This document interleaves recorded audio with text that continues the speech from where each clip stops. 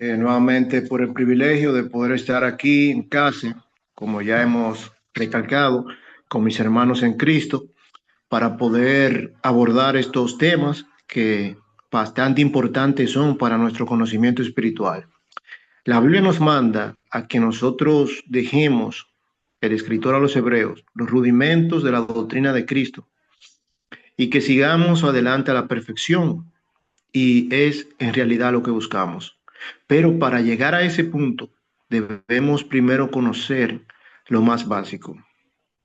Hermanos, esta noche, como ya el link de la reunión se ha compartido y el tema titulado ¿Qué es la iglesia y cómo se entra en ella? Es un tema que cobra relevancia día a día. ¿Saben por qué? Porque la gran mayoría de las personas no conocen ni un ápice de lo que es la iglesia y cómo se entra en ella. Pero para nosotros conocer a fondo qué es la iglesia, queremos definir términos. Por ejemplo, la misma palabra iglesia. ¿Qué es? ¿Cómo se origina esta palabra? ¿Cuál es la etimología de la palabra? Es importante que podamos conocer estos pequeños aspectos para que evitemos grandes errores. Si conocemos las palabras, el uso local de las palabras, por más insignificante y pequeño que sean esos vocablos, en este caso como la palabra iglesia, vamos a evitar grandes errores. Quiero empezar por ahí. Mis hermanos, cuando hablamos de la iglesia, mucha gente le viene a la mente diversas cosas. Por ejemplo, cuando pensamos en la iglesia, cuando muchas personas piensan en la iglesia, están pensando en un lugar de reunión. Ujú. Piensan en un lugar de reunión. Y están pensando en las paredes. Y aún en nuestras propias congregaciones, en diversos lugares, vemos que todavía estos conceptos no están claros. ¿Por qué no están claros? Porque aún escucho la expresión vamos a ir a la iglesia. Hermano, no vamos a la iglesia.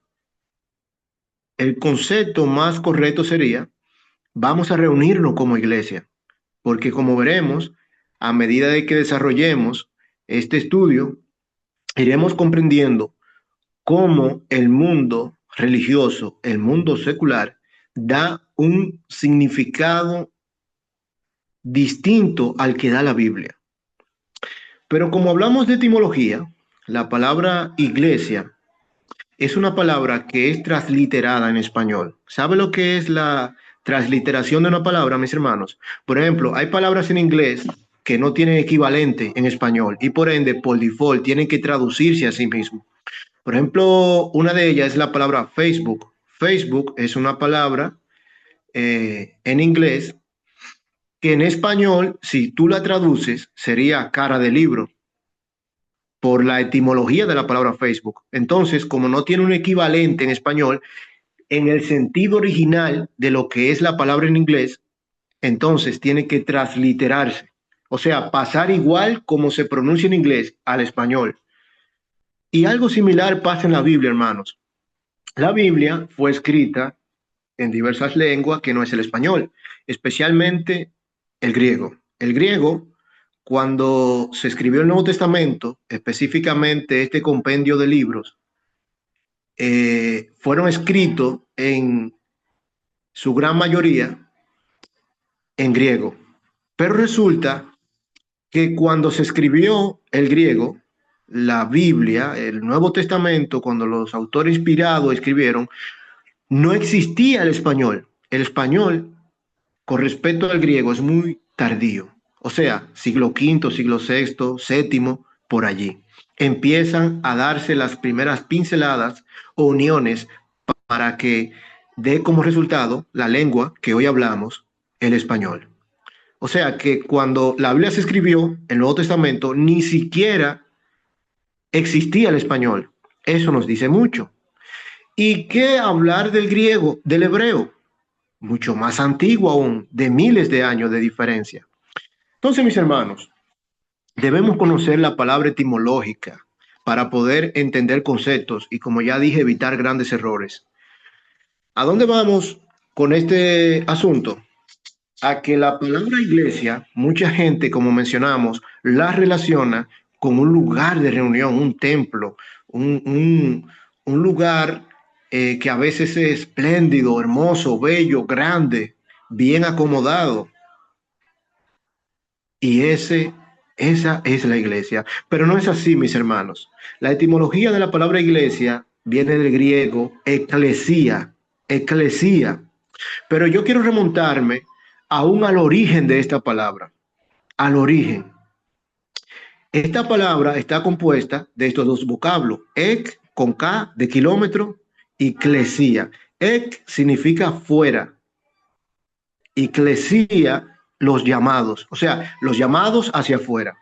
Pero eso no nos dice mucho, no nos dice mucho.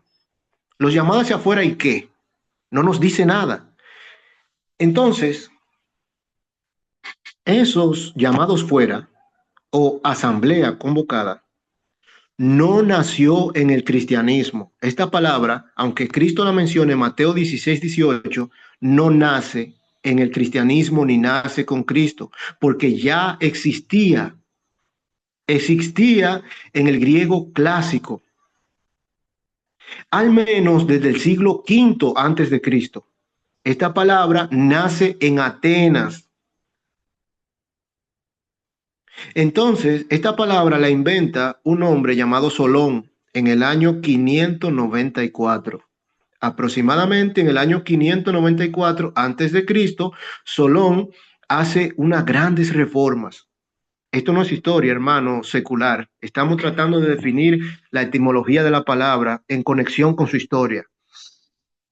Solón, este sabio griego que fue un gran gobernante, introduce reformas que limitan el poder por familia. O sea, aristocracia. Una persona que era rica podía tener poder sobre otros y sobre mucho terreno.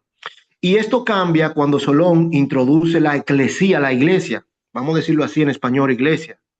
Cuando Solón introduce la iglesia piensa, hermano, como por ejemplo la Cámara de Representantes, la Cámara de Senadores, la Cámara de Diputados. En Estados Unidos, por ejemplo, el Senado. Piensa en eso. Cuando piensa en la iglesia, piensa en eso. Porque eso fue lo que Solón hizo en el año 594. Instituyó esta institución. ¿Para qué? Para introducir una reforma que limite el poder aristocrático y permitir que los ciudadanos participen en la vida pública, o sea, que tomen decisiones.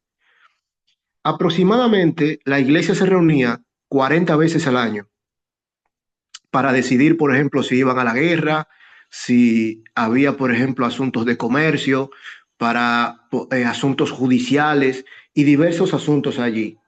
Entonces hacían una asamblea oficial. ¿Y quiénes participaban? Eran ciudadanos mayor de edad, siempre eran varones y eran libres. Nunca habían extranjeros participando en este llamado, convocado o eclesía. Entonces participaban solamente hombres libres que eran ciudadanos griegos y se reunían en un lugar. Entonces, la eclesía nace con ese propósito en Atenas de poder dar poder al pueblo, poder de convocación, también de decisión y de mucho de lo que hemos mencionado. ¿Cómo pasa esta palabra a tener un sentido religioso?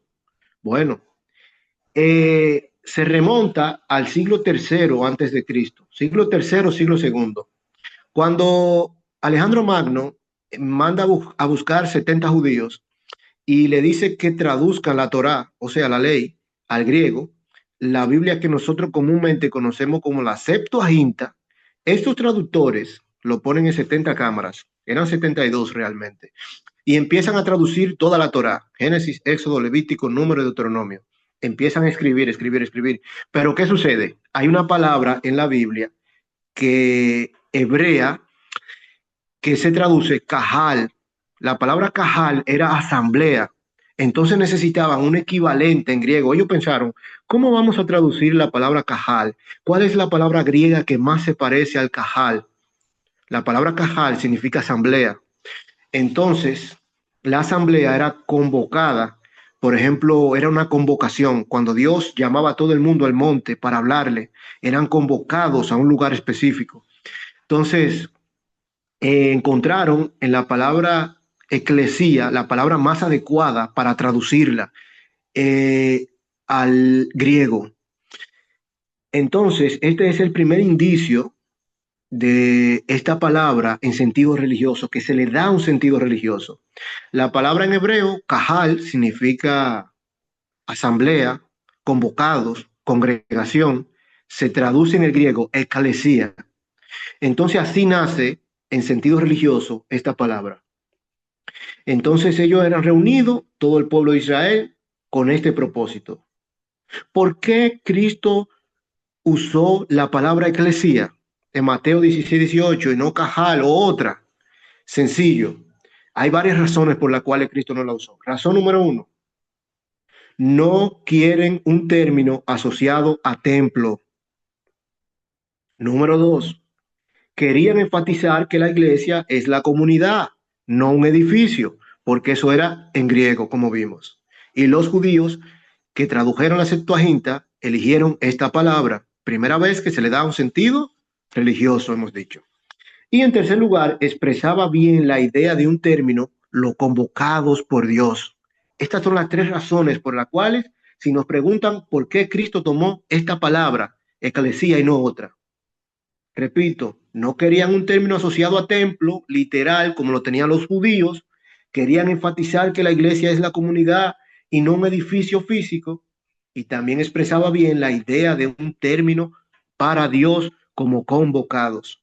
Sencillamente, hermano, esta es la razón y esta es la historia de esta palabra. Muy importante que podamos entender este asunto para que luego no cometamos errores. Debemos sacar de nuestro chip, de nuestra mente, esa idea que nos han vendido de que la iglesia es el lugar de reunión, porque no es así. La iglesia somos los convocados, los llamados, y como vamos a ver un poco más adelante, el cuerpo de Cristo, que ya se desarrolla un poco más esta palabra y toma un sentido fuertemente religioso. Bien, vamos a ir a un texto bíblico en Isaías capítulo 2, versículo 2. Allí, Isaías, un hombre muy cristocéntrico, por decirlo así, habló mucho sobre Cristo. Vamos a ver qué nos enseña el libro de Isaías, capítulo 2, versículo 2. Una profecía, hermano, que todos ustedes conocen. Versículo 2 y 3 dice, acontecerá que en lo postrero de los tiempos, que será confirmado el monte de la casa de Jehová como cabeza de los montes, y será exaltado sobre los collados, y correrán a él todas las naciones, y vendrán muchos pueblos, y dirán, venid, subamos al monte de Jehová, a la casa del Dios de Jacob, y nos enseñará sus caminos, y caminaremos por sus sendas, porque de Sión saldrá la ley, y de Jerusalén la palabra de Jehová. ¿Lo ven, hermanos? Esta profecía que Isaías da se cumple en el libro de Lucas, capítulo 47. Lucas, capítulo 47, perdón, capítulo 24, versículo 47, nos dice, el verso 46, y les dijo, así está escrito, y así fue necesario que el Cristo padeciese y resucitase de los muertos al tercer día. Pero aquí viene la clave, verso 47. Y que se predicase en su nombre el arrepentimiento y el perdón de pecados en todas las naciones, comenzando desde Jerusalén. Y vosotros sois testigos de estas cosas. Hermano, y dice el verso 49, y aquí yo enviaré la promesa de mi Padre sobre vosotros, pero quedaos vosotros en la ciudad de Jerusalén hasta que seáis investidos de poder de lo alto. Es interesante lo que encontramos aquí, porque se cumple la promesa que Isaías profetizó, que dice que de Sión saldrá la ley y de Jerusalén la palabra de Dios. Este es el cumplimiento. Cuando viene el Espíritu Santo en Hechos capítulo 2 y posa sobre los apóstoles en Jerusalén.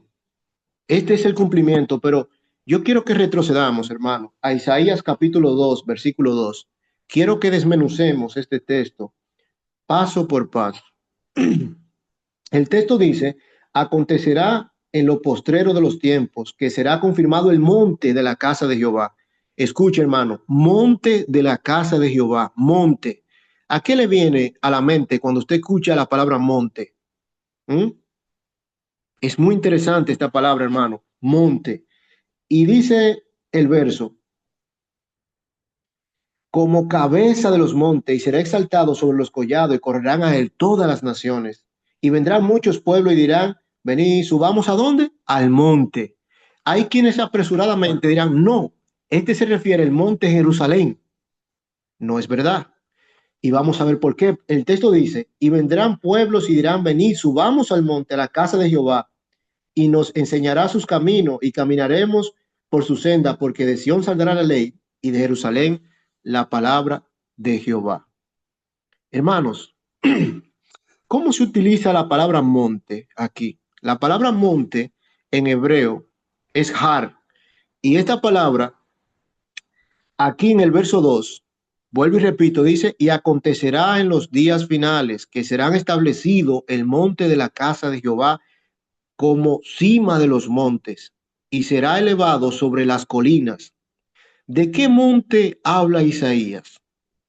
¿El lugar en el templo donde estaba en Jerusalén? No, pero quizás usted me dirá, hermano, pero ahí era que estaba el templo. Es verdad, pero le voy a explicar que el profeta no está describiendo geografía futura, sino un significado histórico teológico, hermano. Entonces, Jerusalén no es el monte más alto de la región, es lo primero. Así que si Isaías dice que será el más alto y empíricamente Jerusalén no lo es, entonces el predicado no es físico, es simbólico. Es simbólico. Aquí la semántica que utiliza es poética, hermano. La palabra monte, aquí en poesía profética hebrea, puede significar centro de autoridad. Es lo primero. Monte significa reino, elevación. Elevación porque hay una supremacía normativa. Isaías no dice que crezcan en metros el monte allí, sino que su enseñanza dominará. Dice, porque de Sión saldrá la ley, en el verso 3. Aquí el monte es fuente completamente metafórica. Desde allí se define el verdadero, lo justo y lo bueno. Desde el monte se define lo verdadero, lo justo y lo bueno. En toda la Biblia hebrea nosotros encontramos que cuando hablamos del Sinaí, los hebreos lo relacionaban con la ley. Sinaí, la ley. Horeb, encuentro con Dios. Sión, gobierno divino. Entonces el monte es el punto de intersección entre lo humano y lo divino, porque era donde Dios hablaba. Entonces el monte representa estabilidad frente al caos. Monte significa firmeza. El mar, al contrario, significa caos. Entonces Isaías usa metafóricamente esta palabra. Lo establece en monte. ¿Por qué? Porque dominará sobre lo inestable. Entonces preguntamos, ¿para quién y para qué se dice esto? Isaías habla a un pueblo políticamente débil, rodeado de imperios. Entonces, reordenar la percepción de poder enseña que la autoridad última no es militar, sino normativa, divina, que viene de Dios. El texto no informa, sino que reconfigura la interpretación del mundo. Si nosotros notamos otros usos metafóricos de la palabra monte en el libro de Isaías, en Isaías capítulo 40, versículo 4, dice, todo valle será alzado y todo monte y collado será bajado. Aquí monte habla en sentido metafórico porque significa soberbia, poder injusto. Valle significa humillación. Aquí no estamos hablando de ingeniería civil. Aquí estamos hablando de ética poética. Otro caso, Isaías capítulo 52, versículo 7. Cuán hermosos son sobre los montes los pies del que trae buenas nuevas. El monte aquí no es destino, hermano, es escenario de proclamación. Entonces nosotros podemos expresarlo así. Los montes representan centros de poder. Sión no es el monte más alto físicamente en Jerusalén. Isaías afirma que será el monte más alto. Luego la altura, hermano, es axiomática aquí, no geográfica. El monte simboliza autoridad moral y dominio. Entonces, Isaías, el monte no es un lugar, es estructura de significado, es el punto desde el cual se define la verdad, la justicia, la ley, el orden del mundo, hermanos. Isaías usa el lenguaje poético hebreo para decirnos a nosotros que el centro del conocimiento verdadero no será el imperio. A esto es que se refiere. Quiero poner otro caso breve y rápido. Por ejemplo, el monte Isaías versus Daniel. ¿Qué diferencia de géneros hay? Por ejemplo, si leemos lo que dice Daniel, capítulo 2, Daniel 2 dice que el monte no fue cortado por mano humana. En Daniel, capítulo 2, le invito, hermano, a que lea Daniel, capítulo 2, versículo 34. Daniel, capítulo 2, versículo 34 dice, estabas mirando hasta que una piedra fue cortada, no con mano, e hirió a la imagen en sus pies, de hierro y de barro cocido, y lo desmenuzó. Entonces fueron desmenuzados también el hierro, el barro cocido, el bronce, la plata y el oro, y fueron como tamo de las eras del verano, y se los llevó el viento, sin que de ellos quedara rastro alguno. Más la piedra que hirió a la imagen fue hecha un gran monte que llenó toda la tierra. Aquí podemos ver que como termina el verso 35, dice, más la piedra que hirió a la imagen fue hecha un gran monte que llenó toda la tierra. La piedra se convirtió en monte. ¿Y qué leímos en Isaías capítulo 2, versículo 2? El monte, ¿qué? Que todos correrían ¿a dónde? Al monte. Y aquí habla de que esa roca, esa piedra se convirtió en monte. ¿Qué dice Primera de Corintios 10:4? ¿Quién era la piedra? Cristo. Efesios capítulo 2. ¿Quién era la piedra? Cristo. Entonces, ¿quién es el monte, hermano? Cristo. Volviendo al libro de Isaías, capítulo 2. Isaías capítulo 2.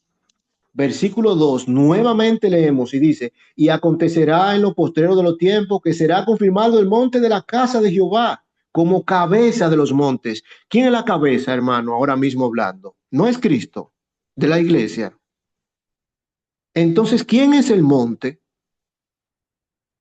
Y dice que será confirmado el monte de la casa de Jehová como cabeza de los montes y será exaltado sobre los collados y correrán a él todas las naciones.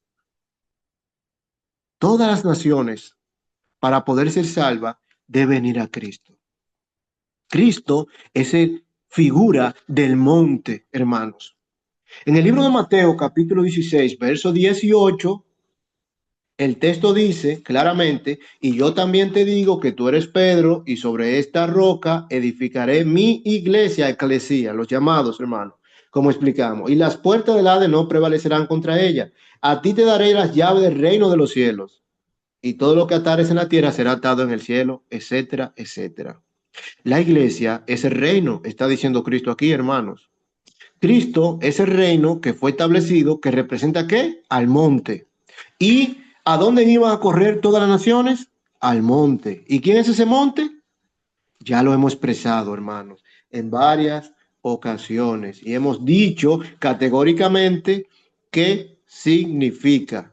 En este caso, monte significa reino.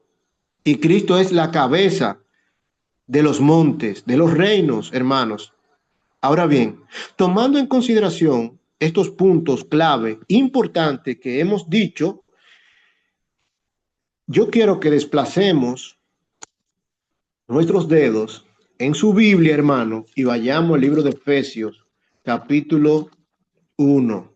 Efesios, capítulo 1, versículo Efesios capítulo 1, versículo 3 dice, bendito sea el Dios y Padre de nuestro Señor Jesucristo, que nos bendijo con toda bendición espiritual en los lugares celestiales. ¿Dónde?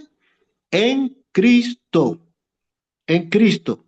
Verso 3, verso 4, verso 6, verso 7, verso 9, verso 10, Verso 11, verso 12 y verso 13. 10 veces menciona la palabra en Él, en Cristo. Pablo está construyendo una cosmovisión en Cristo, hermano. Ahora preguntamos, ¿qué función cumple la palabra o el vocablo en Él dentro del razonamiento que Pablo está tratando en Efesios capítulo 1? Hermanos, desde un punto de vista lógico, si nosotros leemos Efesios capítulo 1 entero, la palabra en Él funciona como el marco exclusivo de toda bendición espiritual. Entonces, Dios es la fuente de toda bendición. Esas bendiciones no se distribuyen directamente al individuo, como hay personas que piensan, yo no necesito ser parte de la iglesia, no necesito ir a la iglesia. Yo estoy aquí en mi casa y yo soy la iglesia. Individualmente, hermano, esas bendiciones no vienen individualmente, porque para eso usted tiene que estar unido a Cristo. Todas ellas, esas bendiciones están localizadas en una esfera concreta, en Él, o sea, en Cristo. Por tanto, fuera de Él no hay acceso a esas realidades. La palabra en Él actúa como una condición necesaria, hermano. Sin Cristo no hay bendición. Y un principio de unidad también. Debemos estar unidos a Cristo. Sin Cristo no hay bendición. Todas las bendiciones tienen el mismo centro y es en Él, o sea, en Cristo. No es Dios, no es, por ejemplo, como mucha gente dice, Dios me bendice porque yo creo, sino Dios me bendice porque estoy en Él. Si usted no está en Él, hermano, si no ha entrado en Cristo, no hay forma de que usted pueda ser salvo, pueda estar beneficiándose de todo lo que implica estar en Cristo. Si leemos el contexto inmediato de Efesios capítulo 1, es una baracá cristiana, o sea, una bendición litúrgica judía, pero reinterpretada cristológicamente. Por ejemplo, en las bendiciones judías, Dios bendice por pacto y todo lo que nacen en ese linaje serán benditos por Dios. En este caso, el pacto de la circuncisión. Pablo afirma que ahora el pacto tiene un lugar personal y ese lugar es Cristo. Cada acción divina está anclada a este vocablo, en Él. Vamos a ver si eso es cierto. Vamos a leer el verso 4. El verso 4 dice, según nos escogió ¿en quién? En Él, antes de la fundación del mundo para que fuésemos santos y sin mancha delante de Él. O sea, la elección es ¿en quién? En Cristo, en primer lugar. Segundo lugar, verso 5. En amor, habiéndonos predestinado para ser adoptados hijos suyos por medio de Jesucristo, según el puro efecto de su voluntad. La adopción es ¿en quién, hermano? En Cristo. Número 3, verso 7. En quien tenemos redención por su sangre. Versículo 11. En él, asimismo, tuvimos herencia, habiendo sido predestinado conforme al propósito del que hace todas las cosas, según el designio de su voluntad. Verso 13. En él también vosotros, habiendo oído la palabra de verdad, el evangelio de vuestra salvación, y habiendo creído en él, fuiste sellado con el Espíritu Santo de la promesa. Hermano, la elección, la adopción, la redención, la herencia, el sellamiento, es a través de estar ¿dónde? En él. No hay otra manera. Por ejemplo, en el mundo greco-romano, la identidad venía dada por ciudadanía, linaje o estatus. Por ejemplo, cuando Pablo lo hicieron preso, dijo a César invoco o a César apelo. ¿Por qué razón? Porque era ciudadano romano también. Entonces la identidad venía dada por ciudadanía, por linaje o por estatus. Pablo redefine la identificación cristiana o la identidad cristiana. No está definido por dónde naciste, sino por dónde estás espiritualmente. En Cristo. Entonces mucha gente comete ese error pensando que ese Israel que está ahí peleando, el Estado de Israel, son los escogidos de Dios. Eso es mentira. Los escogidos de Dios están ¿dónde? En Cristo. ¿Por qué? Porque no estás definido por dónde naciste, sino por dónde estás espiritualmente. Si no estás en Cristo, no hay manera ni forma. porque dice que correrán a él todas las naciones y que será confirmado como cabeza de los montes. ¿Y quién es el monte? Si vemos la semántica y la morfología de las palabras que usa el apóstol Pablo en Efesios capítulo 1, la preposición en griego aquí no es una preposición débil, hermano, porque puede expresar muchas cosas. Por ejemplo, puede expresar localización dentro de, puede expresar la idea de esfera, o sea, en el ámbito de, puede expresar instrumentalidad, o sea, por medio de, y también puede expresar unión, o sea, en relación con. En Efesios capítulo 1 no significa solo por medio de Cristo, hermano, sino dentro de Cristo, como esfera existencial. Por ejemplo, yo ahora mismo no puedo decir que estoy en México o que estoy en Estados Unidos porque no es verdad. Yo estoy en República Dominicana porque la esfera, o sea, el territorio me dice dónde estoy. Hermano, tú no puedes decir que estás en Cristo si todavía no has entrado, o sea, entrado en Cristo. En Efesios capítulo 1 no significa solo por medio de Cristo, sino dentro de Cristo como una esfera existencial. La palabra Él, por ejemplo, en Él, en significa esfera, dentro de, y la palabra Él, en griego autos, significa o se refiere exclusivamente a Cristo. Entonces en Él crea una estructura relacional, no meramente funcional. Cuando toquemos la parte de cómo entramos a la iglesia, por ejemplo, Mateo capítulo 28, versículo 19, dice bautizándolos en el nombre del Padre, del Hijo y del Espíritu Santo. La palabra en allí es relacional. ¿Por qué? Porque nos bautizamos para entrar en una relación con todo lo que es Dios, Padre, Hijo y Espíritu Santo. Ese es el sentido de Mateo capítulo 28, versículo 19. Entonces, esto sugiere, hermano, una unión ontológica. ¿Qué significa la palabra ontología? Es el estudio del ser. ¿Qué queremos decir con esto? ¿Qué conocemos y cómo lo conocemos? Entonces, podemos decir que la expresión en él expresa la unión con Cristo. Estamos unidos a Cristo. Dios no trata con individuos aislados, fuera de Cristo, sino con personas unidas a Cristo.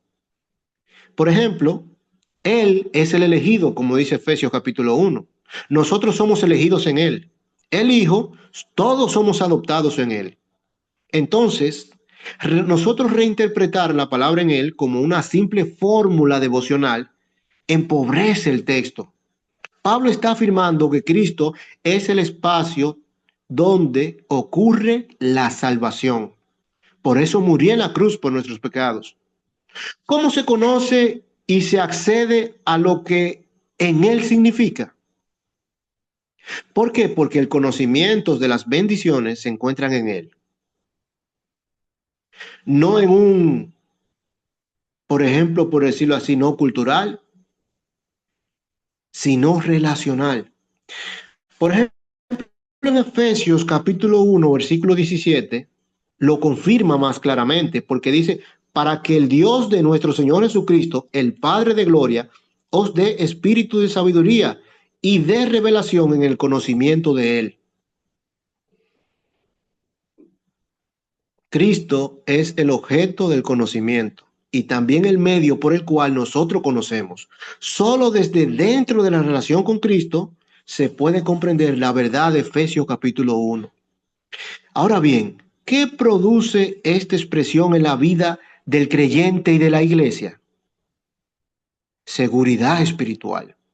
Si las bendiciones están en Él y no en mí como persona, no dependen de mi rendimiento, sino de mi unión con Cristo. ¿Y cómo nos unimos a Cristo? Ya lo vamos a explicar, hermano, lo vamos a explicar.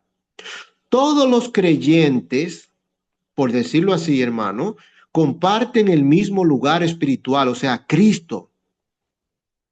Esto destruye elitismos, jerarquías espirituales, fragmentaciones y todo lo demás que nosotros queremos llamarlo. Por ejemplo, hay gente que piensa que porque el hecho de que un hermanito acabó de llegar ayer, el predicador es más importante que ese. O por ejemplo, muchas personas piensan que si fulano se va de la iglesia se va a destruir. No, ese conocimiento, hermano, tiene que sacarlo de su mente. Ese no es el conocimiento de Cristo. El mundo entero se puede cambiar a adorar a otro Dios.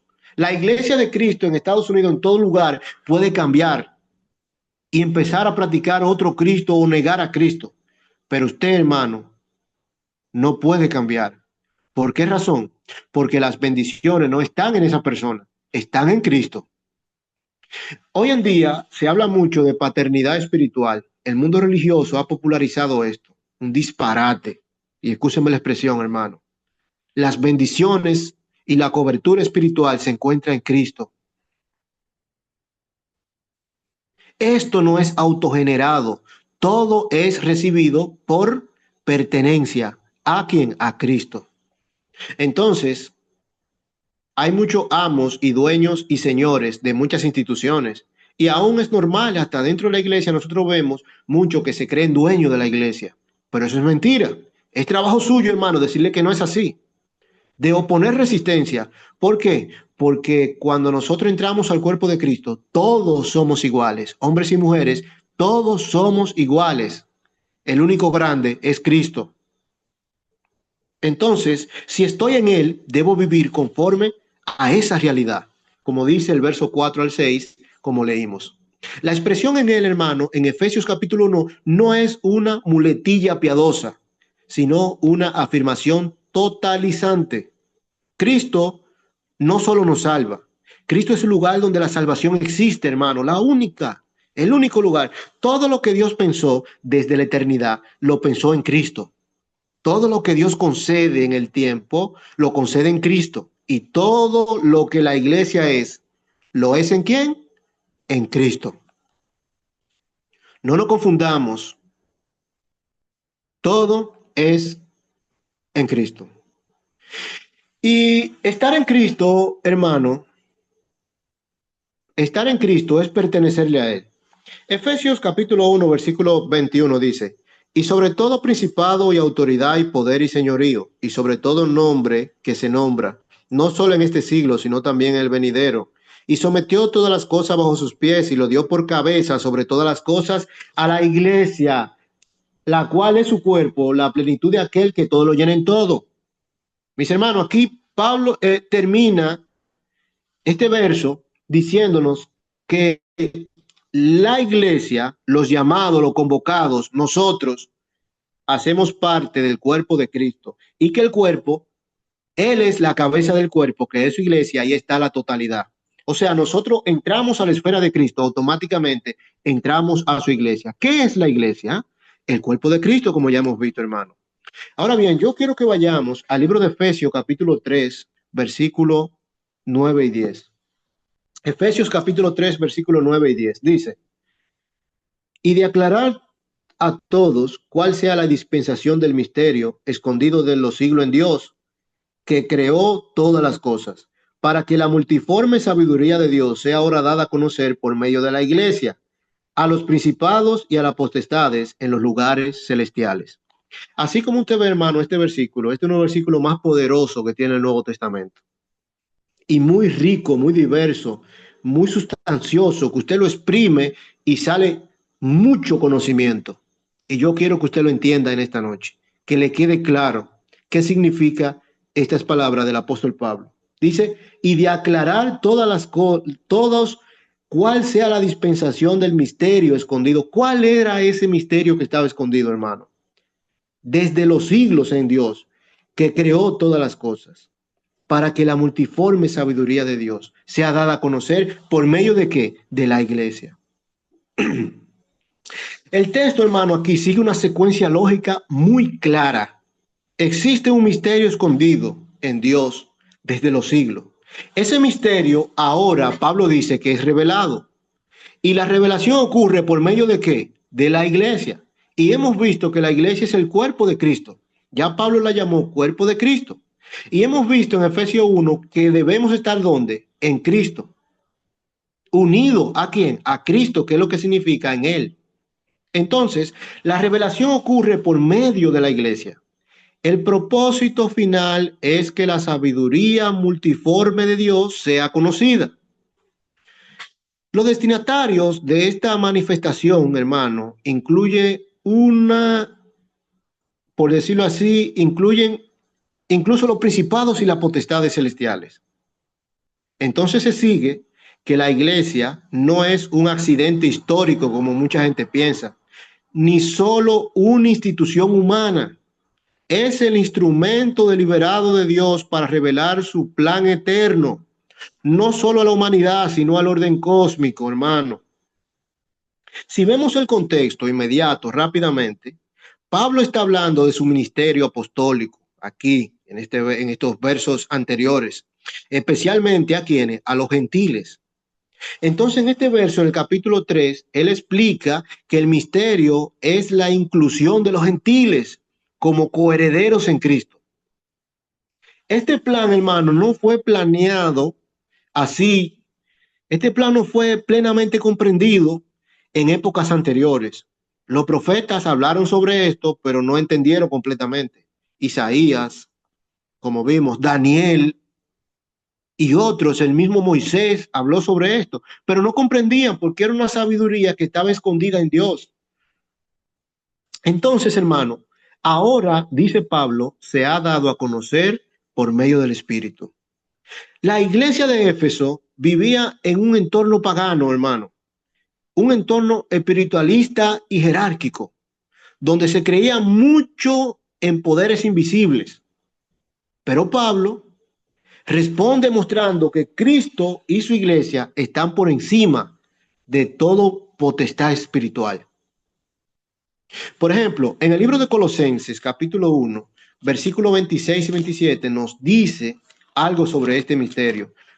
Vaya conmigo, hermano, por favor, a Colosenses, capítulo 1, versículos 26 y 27. Dice: el misterio que había estado oculto desde los siglos y edades, pero que ahora ha sido manifestado a sus santos, a quienes Dios quiso dar a conocer la riqueza de la gloria de este misterio entre los gentiles, que es Cristo en ustedes, la esperanza de gloria. Hermano, ¿cuál era el misterio?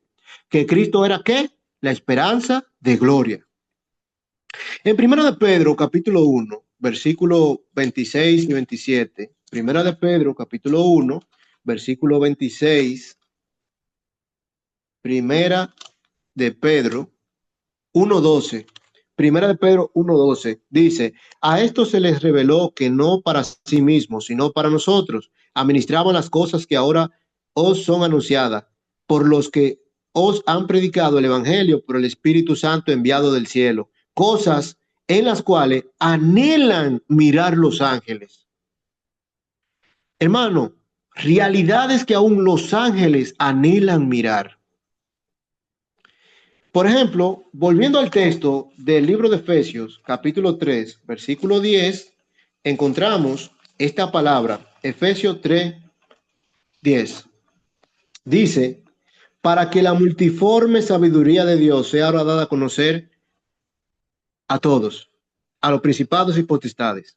Hermano, aquí la palabra misterio, en el verso 9, misterión del griego, no significa algo oculto para siempre, sino una verdad divina revelada en el tiempo señalado, como dice el contexto.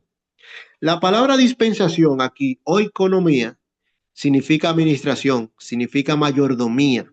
O sea, que implica responsabilidad, no solo conocimiento. Cuando Pablo dice para que la multiforme sabiduría, esta palabra multiforme, polipoikilos, se traduce del griego, literalmente significa de muchos colores. Indica una sabiduría rica, diversa, una sabiduría compleja, imposible de reducir a una sola expresión. Cuando Pablo utiliza la palabra principados y potestades, está hablando de autoridades espirituales reales, tanto ángeles como también demonios. Entonces, el texto enfatiza acciones pasivas divinas, hermano, que ha sido dado a conocer. O sea, que revelan que Dios es el agente principal. El pasaje enseña aquí que la iglesia no solo recibe revelación por parte del Espíritu Santo, sino que la encarna y la proclama. El propósito de la iglesia es teocéntrico, o sea, Dios sobre nosotros, no antropocéntrico, el hombre sobre Dios, como se predica hoy. La misión de la iglesia tiene una dimensión cósmica, no solo terrenal, hermano. Porque hermenéuticamente en este versículo no puede interpretarse la iglesia solo como una organización social o moral. Es un medio revelador del plan eterno de Dios sobre la tierra. Este texto afirma que el conocimiento del misterio no se obtiene por razón humana, no proviene tradicionalmente de cultura y en tercer lugar es revelación divina progresiva en el primer siglo. La iglesia se convierte en sujeto cognoscitivo, o sea, quien recibe la revelación. Y también por medio de que otros conocen la palabra de Dios. Incluso los seres celestiales aprenden algo nuevo al observar la obra de Dios sobre su iglesia. Dar identidad a la iglesia, hermano, producir responsabilidad. Si somos el medio, debemos vivir con forma coherente. Generar asombro y también humildad sobre la gente. Dios usa una comunidad frágil para mostrar su gloria. Motivar a la unidad, hermano, especialmente entre judíos y gentiles. Eso es lo que enseña Efesios capítulo 2, versículos 15 y 16, que derribó la pared intermedia y los unió, tanto gentiles como judíos, en un mismo cuerpo. Y hemos visto que ese cuerpo es la iglesia. Mis hermanos, aquí vemos claramente que estas cosas que hemos mencionado son aquellas por las cuales esto es lo que significa la palabra iglesia, estar unido, salir, ser llamado y estar unido con Cristo. Lo que estas cosas significan que estar en Cristo equivale a estar en su iglesia. Entonces la iglesia en Cristo nos habla a nosotros de una manera relacional, tanto desde el capítulo 1 al capítulo 3. El razonamiento del apóstol Pablo completo, nosotros podemos formularlo de la siguiente manera. Todas las bendiciones, ya hemos dicho, y la identidad del creyente existen en Cristo, según Efesios capítulo 1. Los creyentes unidos a Cristo forman un solo cuerpo. Ese cuerpo visible, ¿qué es? La iglesia. Por medio de esa iglesia, Dios da a conocer ¿qué? Su sabiduría, según Efesios capítulo 3, como ya hemos visto. Entonces, la iglesia no es un fin en sí mismo, sino la expresión colectiva de personas que están en Cristo, que están dentro de Cristo. Si no existe en Él, no hay iglesia, hermano. Sin iglesia, lo que está en Él no se manifiesta históricamente encarnado en lo que nosotros hemos visto a través de los siglos, la iglesia existiendo en la tierra. El contexto literario de Efesios capítulo 1 al capítulo 3, hemos dicho que Efesios capítulo 1 establece la realidad espiritual y relacional, que todos estamos en Cristo. Efesios capítulo 2 nos muestra la creación de un nuevo pueblo en Cristo, según Efesios 2:15. Y en tercer lugar, Efesios capítulo 3 revela el propósito público de ese pueblo, que es manifestar la sabiduría de Dios. Así de sencillo, mis hermanos. ¿Por qué? Porque en un mundo de individuos donde había gentiles, judíos, esclavos, libres, etcétera, etcétera, distinción hombre-mujer, había un mundo muy bipolar, pero Cristo lo hace unipolar. O sea, crea una nueva esfera. Dios crea una nueva esfera en Cristo y todos entramos allí. Y allí no hay raza, no hay color, no hay hombre, no hay mujer, no hay que eres libre, que eres esclavo. Todos entramos a Cristo y todos somos iguales, mis hermanos. Entonces, el colectivo aquí, su cuerpo, la iglesia es la forma plural de la vida en Cristo. Y nosotros hablamos en sentido universal de la iglesia, hablando de todos los árboles, el cuerpo de Cristo. Pero solamente a nivel local la iglesia funciona y adora para cumplir tres misiones. Número uno, edificación del cuerpo de Cristo. La enseñanza, hermano, para vivir una vida piadosa y cumpliendo la palabra de Dios. Número dos, la benevolencia. Debemos ayudarnos unos a otros. El tercer propósito de la iglesia y de la misión de la iglesia a la tierra es predicar el evangelio a las almas perdidas. Llevarla a aquellos que necesitan. Mis hermanos, eso es la iglesia. Es sencillo, no vamos a tener que necesitar más textos bíblicos para nosotros hablar sobre estos asuntos, porque hemos visto que estar en Cristo es estar en la iglesia. Ahora, ¿cómo entramos a la iglesia? Sencillísimo, hermano, sencillísimo. El libro de 1 Corintios, capítulo 12, versículo 13 dice, porque por un solo espíritu fuimos todos bautizados en un cuerpo, sean judíos o griegos, sean esclavos o libres, y a todos se nos dio a beber de un mismo espíritu.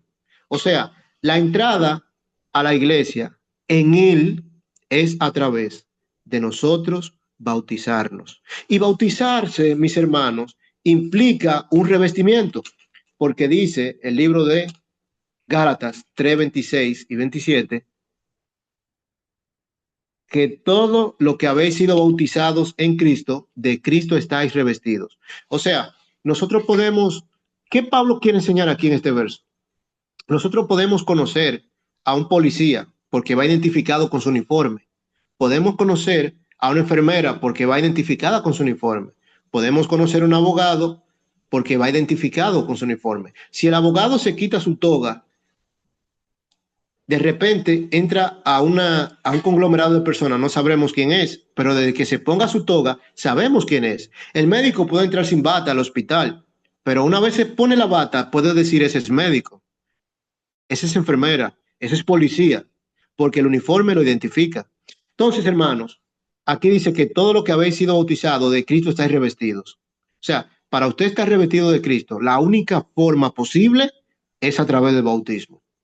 Y de esa forma, estando revestido de Cristo, está unido a Él. Está automáticamente unido a Él. Pero para eso, nosotros vemos que el Evangelio es muerte, sepultura y resurrección. Porque Cristo murió, fue sepultado y resucitó. Esa es la idea de Efesios capítulo 6, versículo 3 al 6, donde nos enseña a nosotros que el bautismo es una muerte, una sepultura y una resurrección con Cristo. En conclusión, mis hermanos, he hablado extensamente durante ya mucho tiempo, pero quiero concluir el estudio de esta noche invitándole a la reflexión paulina del apóstol Pablo, donde nosotros podemos encontrar claramente, como hemos identificado desde el principio, resumiendo, que esa profecía que dio Isaías y que habló Daniel y que nos hablaron sobre el monte y que será cabeza de los montes, nos está hablando de Cristo. Y que ese era el misterio que se encontraba escondido durante muchos años, que luego iba a ser revelado, que aún los ángeles anhelaban saber, pero que se ha dado a conocer a través de la iglesia.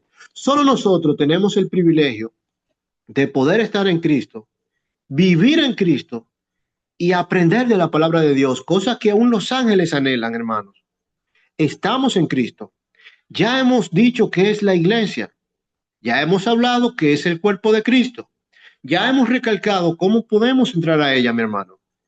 De ser así, ¿qué estás esperando para poder revestirte de Cristo y entrar a la esfera de los salvos? En Él hay dos cabezas.